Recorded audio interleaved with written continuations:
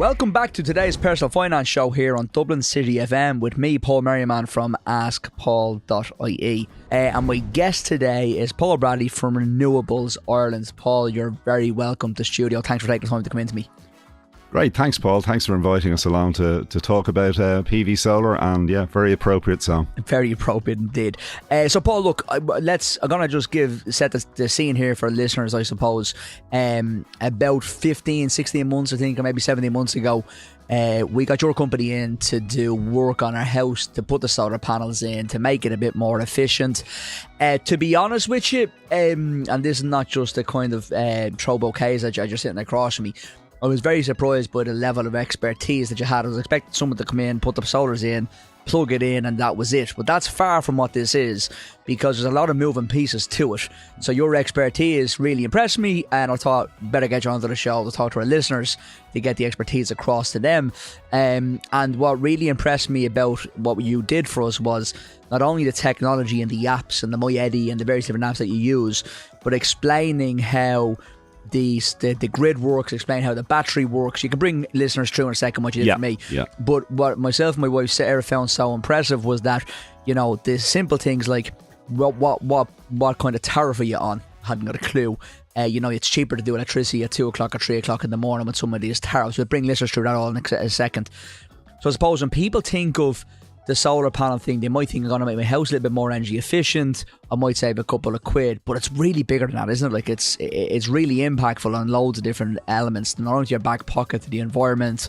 So it's all that. So why don't we start with maybe letting listeners know what you did for me, and maybe start there as a case? Yeah, absolutely, Paul. Well, just to give you a bit of background on the company, you know, the company's been in existence since 2019. Yeah. And it was formed on the back of a construction company called Hickon Construction. So we have a lot of experience in the company has a lot of experience in the building side. Then on the technical side, yeah, as you've alluded to, we are very technical driven. So we give all that advice to the likes of you and all our other customers. So I suppose if we walk through your installation, if you want. Yeah. I think that's great. I don't mind sharing this, but we'll share the cost in all a couple of minutes as well. But let's bring them through the installation and what happened, what we did and what we're getting. Yeah, well, basically what we do with customers is the first thing as we did with you, Paul. We asked you for 12 months worth of electricity bills. We analyse that to see what your consumption is. Then we look at that in conjunction with how much roof space you have. Some houses have a lot of roof space. Some don't because they've Velux windows, bay windows and things. But we'll always find an area where we can put panels on your roof. That was the first thing that surprised me, because our roof has a lot of pitches in it. Yeah. So you couldn't actually, there was as much, although it's a large roof, I thought you couldn't put them in, which I didn't realise either, because I wouldn't. But so I can't remember, how many did we get on the house? You got 12 at the end. 12 at the end of the day, which is a decent sized system. And I was only looking at your system because we monitor all our systems. I was looking at it on live earlier on, and you were generating 4.5 units of electricity, which was satisfying your house. It was charging your battery, and you were also exporting to the grid. Great. So that's good. Now, as I said, you have a nice big house, if you don't mind me saying. Your roof probably isn't as big as we would have liked to have it, or there isn't as much roof space as we'd like to have it. Yeah. But it's all relative. Like if we look at your savings, over the last 17 months, you've saved 35%. Or you've been 35% self-sufficient, So rather than using 35% from the grid, the solar panels are generating that. For me, it's coming to the house from using 35% less. You're using 35% less. So technically speaking, spending less than 35% less on my bills as well. Absolutely. And also you're exporting to the grid, so you're getting the benefit of that, Depending on the utility provider you get anywhere from 18.5 cent to 26 cent. For every unit you export as well. Okay. So you can take that on top as additional savings. And then if you have excess solar generation that you're not using, you can export it to the grid, but you can also use it to heat your hot water with the MyEddy, as you know, that you have, which gives you additional savings on your gas consumption throughout the year. So I think just saving. So let's bring listeners, Paul, through the cost. I don't mind again disclosing this. The bill was, I think, in total about 14 grand, if memory serves me correctly. Yeah, I think that's right. It was just over 14 grand. Then at the time, the SEAI grant was €2,400. So we got that back, which in fairness your office did for us as well. We gave all the paperwork in, they got the money and got it back to me. Yeah, fairness. Yeah, we look after all that. You sign up for the initial grant, but we take care of all the paperwork. There are some companies out there that just leave you do the grant. No, we let you do the paperwork. We got a BER cert done for you as well. So again, that's something else that we take on board. You know. Okay, brilliant. So it was 14,000 minus the two, and I'd say the €2,400. So yeah, in around what short change was 11,500 or thereabouts. Yeah. Okay. Yeah. So if we're saving a third, what's the kind of rough analysis here so far? Because we're 17 months in. What do you reckon we've saved? Yeah, I'll tell you that in a minute. But just to also say, you're 17 months in, but since then, the VAT has been taken off as well. Installs. So that's another 13.5% that you'd now be saving. Unfortunately, you didn't avail of that at the time. But I think we did yours in March 20 or in February 23. And the VAT reduction came in May of 23. Again, that's not something I was aware of. You don't pay VAT then, or yeah, you don't pay VAT on the installs. Excellent. So then, if we work it all back, I say, I looked at your saving about. If we take everything into account, you've saved in the 17 months. You've saved nearly 2,200. Okay. And then if we take, say, a reduction of €500 on top of that for your reduction in gas as well. Okay.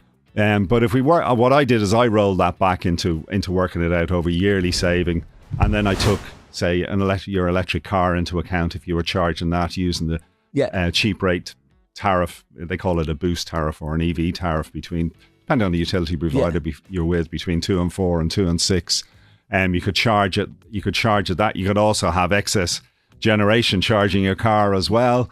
And then in the winter months, you could be grid charging your house battery at a cheaper rate. It's quarter price electricity at that time to feed back into your house than during the time where you'd be paying full price electricity. So I think I worked everything out, and I think over a year you'd probably end up saving about 3.5 grand. Okay, so being the financial advisor, let's take that 3.5 grand and make this work for us. Absolutely. Okay? So listeners, just bear with me on this, okay?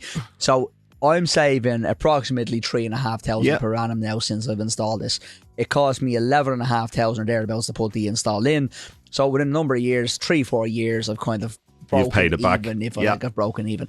Now, for me to earn €3,500 in my back pocket, I'd have to earn around 5.5-6 grand, a little bit more on the higher rate of income tax. But just take an average kind of a third of my tax break. I'm going to be, let's say, about 5.5 grand. Okay, so I'd have to earn 5,500 in work, pay my revenue commissioner, and I come out about 3.5. Absolutely, yeah. So if I went to took this a bit step further, I'm 42 years of age. I've invested €11,000 into solar panels. I'm saving the 3,500. If I was to make an additional contribution to my pension of 5,500 per year, I'd only be missing that 3.5 grand from my wages. Yeah, because you get the tax break. Yeah, because I get a tax break. Yeah. So I can basically recycle the savings from the solar panel and the cost I've been saved into the pension plan. I'm 42 years of age. So let's say I'm going to get to 65, which is 23 years away. And I get a 6% average return after taxes or after charges. I'm going to have an additional €248,000 in my pension. Yeah. So, you know, this is called the Ask Paul show, but today it's definitely going to be called the Ask Paul's show. And I'm serious about this because from a financial planning point of view, it's all about making the quick wins and making your money work hard. We say this time and time again, especially we do a lot of corporate talks for employees in companies, and we always saying you work hard to get your money, you pay your income tax to society, it comes into your bank account, you owe it to yourself, you know, you get your salary based on the back of your income, your kind of experience, your education. You know, I'm 42, I've been working for the last 25 years, and that's what has me today. Yeah. So all that experience, all those jobs, etc., building a business, you owe it to yourself to make sure that money works hard. There's a very simple example where we are going to win massively if I recycle that money back into my pension plan, which I will do. So it's not a great example of making things work hard. So although the 11,500 is a massive outlay, even without doing anything, is I'm going to say I'm cool as the pension. But without doing that, you're going to be paying back within kind of 3 to 4 years, and then you're going to have that saving for life. Yep, absolutely. So talk me through then, if I'm doing that over 20 years, is there can the solar panels break down? These are all questions I never asked you because I trust you so much, but is there a warranty on them? I'm actually genuine, not even being smart. I don't know.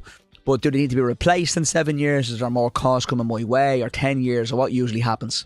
Well, your solar panels, the solar panels we install now, it's all newer technology. So there's a lot of old technology out there, so you have to be careful with what you're buying. But we only install tier 1 latest technology panels, which are clear now. They're black, full black glass on glass, and they have a product warranty of 25 years. So basically, if they break within the 25 years, they get replaced. Well, and then they have a performance warranty of 30 years. So basically what they're saying is after 30 years, there's a degradation of 0.04% per year. So after 30 years, they're still going to be generating 88% of what they would have been generating or producing from day one. That actually is quite phenomenal in fairness, is it? Yeah. Now, inverters, when you get down the chain, the inverter, which what the panels connect into, has a 10-year warranty.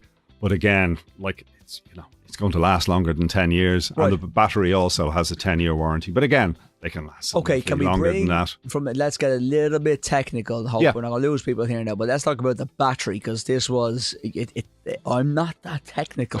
Right. And this was a little bit of a brain numbing for me, to be honest with you, in that I just couldn't understand it. So we went for the battery option, which you don't have to go for. Is that correct? You don't have to, and people look at it just from a purely monetary side of it. Right. The battery is a good chunk of change to invest, and people will look at the capex and then they'll say, "Oh, maybe I'm not going to go for the battery now."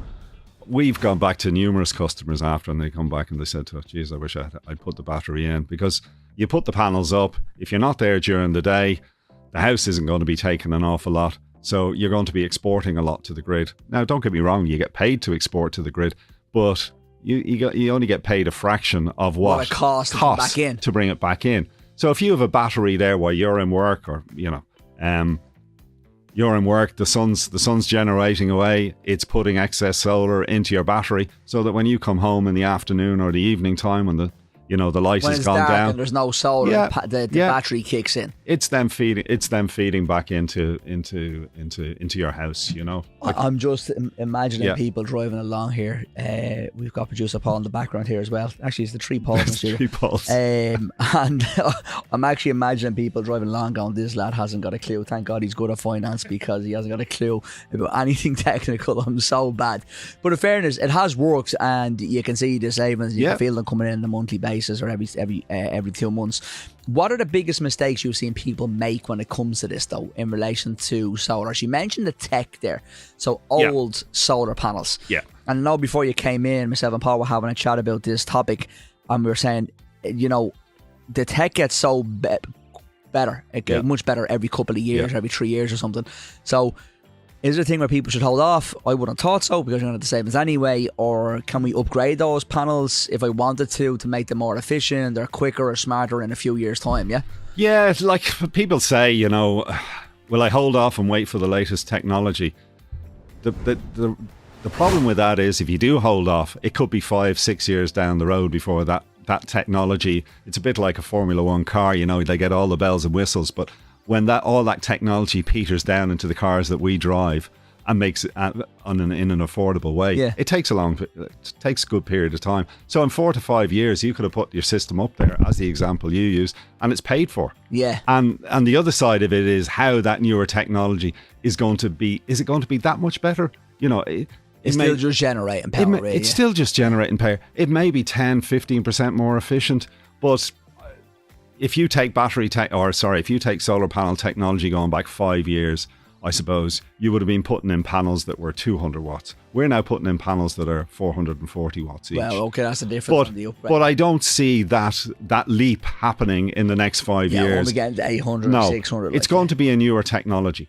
Yeah. And that technology hasn't been developed yet. Like, you can get bigger wattage panels, but they're physically bigger. So, right, okay, yeah. So there's only a footprint. The panels are about 2 meters squared. So there's only a footprint that you can squeeze all the silicon chip technology into that footprint, Okay, so you're technically saying when I'm doing my forecast, saying over 20, 25 years for retirement age, I'm safe enough that I'm not going to really have to put any more money in, you think? No.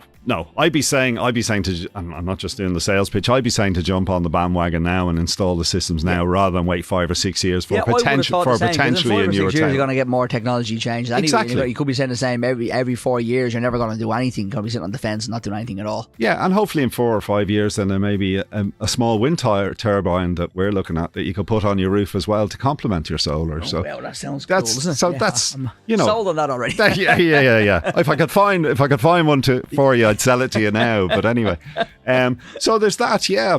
But I suppose getting back to the battery side of it, people just look at really the financial side of the battery. But the battery is so much more than just the cost. Like as we've said, if you're not there during the day, the excess is feeding in. It's there in the evening time when you come home. But then in the darker months, the winter months, where you haven't got as much excess solar generation going into your battery, well then what you do is you grid charge your battery at night time using those cheap rate tariffs that we've talked about between 2 and 5, 2 and 6, which could be quarter price electricity. Can we just talk about those? Because I think a lot of listeners get their bills, they look at the bill, they see the GPRN, the MPRN, they look at the cost, and that's probably it. Let's call a spade a spade. But your advice to me was ring up and find out what tariff I'm on, look at what tariff I'm on, and then ring them and find out when the cheapest rate is. So you're saying it's usually 2 or 3 o'clock in the morning. Yeah, Can you bring listeners through that for me, don't you? Yeah. So I would always advocate this as part of our handover or demonstration of the system to clients. We would always go through that.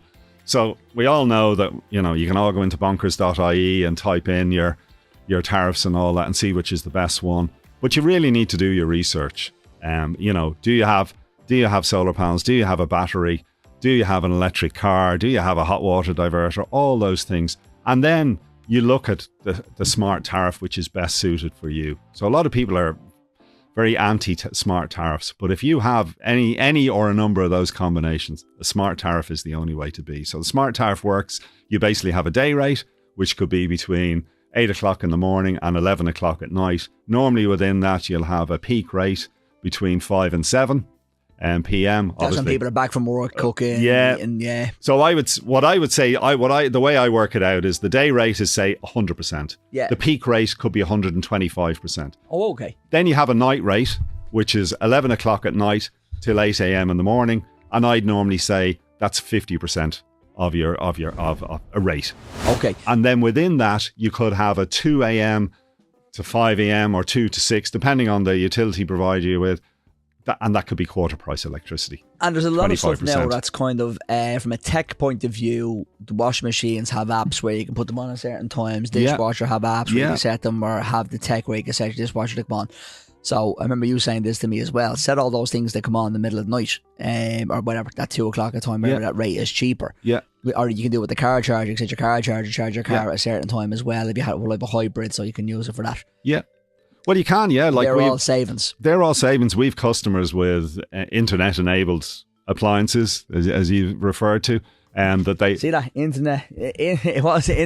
Internet-enabled devices, appliances. Something with an app. That's what I call it. Something with an app. You exactly. made it sound so better. Yeah, and you can set that. You can set them up absolutely to take advantage of that. And also your we install Zappy car chargers. You have one of them in your house, and you can set that up. It's a very clever piece of kit, actually. You can set it up so if you plug the car during the day and there's any excess solar, it will feed into that.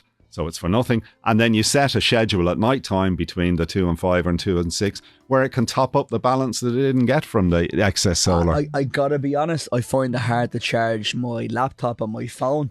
I do have a challenge with charging my car full stop. It's a hybrid, so I kind of get away with not needing to charge it. Yeah. But I'm going to say maybe twice a week max. But I will say you didn't install that, and the people that did install it didn't do the best job. It wasn't sealed properly, so it didn't work, but you fixed it for me. Thanks for that. But I look, again, the reason we have a studio is that kind of service and the professionals that comes and all the advice that comes with it. I know my industry is the same. We built the As Paul brand at the back of trying to do a little bit extra, giving the better service, You can probably get a pension anywhere, but trying to get the actual real advice on people finding out what you're using or what you want to do in retirement age. It's those things that make a difference. And I think you do a phenomenal job in that. So, Paul, quickly before we finish up, I think it's important for people to understand as well that, you know, I always thought about people having short-term debt and borrowing. I think if you don't have the cash flow today, I know I mentioned it was 11,000, 11,500. We're looking up if we had the cash flow, we need to borrow for it. I know not everyone listening this morning is in a situation where they can drop 11,000 or 12,000 to put solar panels in their house, but there are a couple of really good financial planning reasons to do it, okay? So number one, banks will give you a cheaper mortgage. Most banks have cheaper discounted rates, what's called green mortgage. So if you have a B3 or better with most banks or all banks, except for Bank of Ireland will give you a discount on all the BR ratings, which is A down to, what's the lowest you can get? A down to F, I think. A down to F, yeah. So yeah. everyone's B3 above, but Bank of Ireland will give you a discount. A smaller discount, the worse your BER is. So number one, if you're coming off a fixed rate soon, and you know, it might be a very, very good idea to look at doing something like this to increase the BER rating and be able to get the loan. But also, there has been the Strategic Banking Corporation of Ireland has teamed up. 2 banks have signed up to this already. It's $500 million that's been put aside basically to guarantee loans for people that are looking to retrofit or do their properties up, I suppose. And Permanent TSB and AIB have signed up to this already. There's a few conditions, so it's called the SBCI Home Energy Upgrade Loan Scheme. So just Google SBCI, guys, or else go directly onto the AIB or the Permanent TSB site. And they're saying you can borrow up to €25,000. It'd be €458 euro per month, and that's worked out over 5 years. You couple that with the savings and the long-term savings you get. Yeah. It's a really good idea.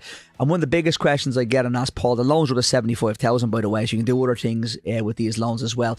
But in the retrofitting scheme, the interest rate's so cheap, it's in around 3.5 to 3.8%. Where if you go to the credit union for a loan, it's going to be 7 or 8%. If you put it in your credit card, 15 to 20%. So the fact that the government are putting this in, you mentioned already, there's no VAT to be paid as well, absolutely, which is a 30.5% saving. Now we're getting cheaper finance and cheaper loans. So you can see that there's a big push on this. Yeah.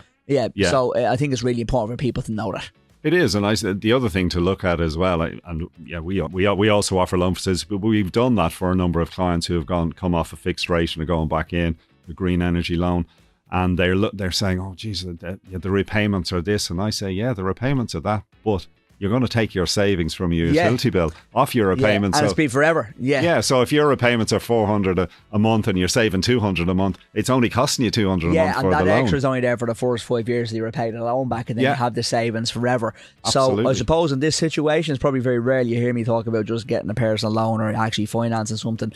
It's always save, invest, and get it in the future. But I do think in this case, getting one of those loans with a discounted rate is a really, really, really good idea if you are going to look towards putting the energy efficiencies in place. Absolutely. Yeah. Okay, Paul, where can people find you? Where can they reach out? And where's the best place to get in contact with you? Well, we're a company that we're based in Stillorgan, so we work all over Dublin, Leinster. Actually, we work all over Ireland, but that's our target market at the moment. There's contact form on the website is probably the best. So our website is www.rirl.ie, which stands for renewablesireland.ie. Very good. And that's the best place to get us. You can call us. Our phone number is 01 298 6140, and that's always manned, so someone will answer that. Very good. So what I'm saying is I get customers who just ring up and want to talk to me, They might not buy at the end of the day, but they do talk and they look for advice. So what we do is we talk customers through, as we did with you, from the initial consultation all the way through to handover. And just to say as well, you guys doing a lot of commercial projects as well. I did see on LinkedIn that you guys doing commercial projects. So it's not just houses you're doing, it's actually commercial buildings as well, which I presume have way better space compared to the houses, obviously, because of the size of the roofs. Absolutely. We do a lot of commercial. The residential, I suppose, is your bread and butter, but the commercial is the gravy. Very good. And we're doing a lot of commercial work. Yeah, we've worked for some big blue chip companies in the health and insurance side of things. We did a job for a kitchen manufacturing company, and their return on their investment was 1.79 years. Wow. Wow, that's incredible, isn't it? Yeah. And yeah, they're lucky. Well, when I say lucky, generally commercial premises have big roof spaces. Yeah. So we can get lots of panels up there. Yeah. But yeah, they're delighted. Like, yeah, and I think from a company point of view, it's good to be going the renewable way. But I will say one of the reasons we reached out to you was, number one, you're highly recommended. But number two, what we wanted was, I'm not going to be smart when I say this, but it wasn't really the money for a change for me. It was more being a little bit more eco and environmentally, and you forget that that's the biggest plus here as well, because we are using less electricity and we're taking less off the grid, and it is obviously way more environmentally friendly. I think a lot of people are probably on the same vein. They're trying to make little changes, see how they can actually help. And I think because I know a lot of companies will have that kind of ESG in the back of their mind, how they make it a little bit more sustainable for the future, and they're moving towards it. If the households do it well, it'd be brilliant. Well, I say to companies, we improve your E and your ESG. That's the blurb I use, you know. I like that one. But you're quite right. It's incumbent on us all to help reduce our reliability on the grid and fossil fuels, because we all have to, Ireland, the island of Ireland has to meet its COP26. It's not going to, though. No, it's not going to. But everyone's no. But everyone, it doesn't mean you don't stop going for it. But everyone's banging on the government and saying they have to do it. They have to do it. But actually, that all filters down to us. We have to help, whether it be putting PV solar in a car, whether it be driving electric cars or whatever. We have to help towards to do that. So it's incumbent on us all to improve our carbon footprint and be more sustainable, you know. Very good. Paul, thank you very much for coming into the studio today, taking the time to bring listeners through again. What's the website again for the contact form for everybody? One more time, please. It's www.rirl.ie. And thanks for having us, Paul. It's really appreciate you bringing us into the studio. I really enjoyed the chat. I'm sure the listeners did too. So thank you. Not at all. Thanks again.